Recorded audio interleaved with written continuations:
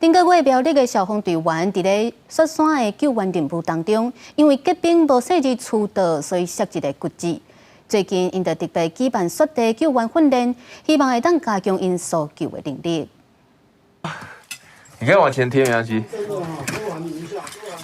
伫结冰的边坡，两手揪绳啊，双脚爱学安怎用冰料伫冰顶面行。苗栗县消防局最近到雪山宽国附近举办雪靴救援训练，像若是出来时阵，安怎用工具停落，也是减低速度，拢是练习重点。是模拟当你的头朝下跌倒的时候，利用冰斧来做一个滑落自动的动作。那当下我们也有旁边有站很多同仁协助，当滑太深的时候，可以做一个安全措施，可以保护它不会滑太深。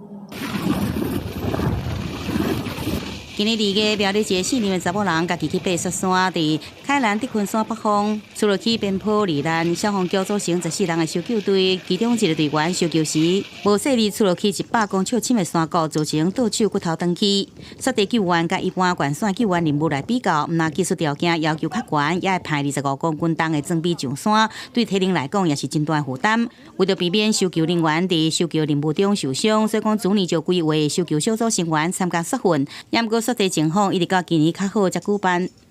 那我们这些训练主要是要保护同仁，确保自身的安全。在这边，我们也是呼吁上山前，山友应该要有所谓的地面联络人的资料，还有一些下载离线地图或是卫星电话等相关的一些设备，来保护自身安全。被消防员甲2个教官伫雪地内底完成5天的训练，内容包含雪靴装备、行动训练、踩雪索啊，也佮有雪地爬山等等。消防局也呼吁民众，雪季爬山进前一定要考虑家己的状况，做好万全的准备。记者综合报道。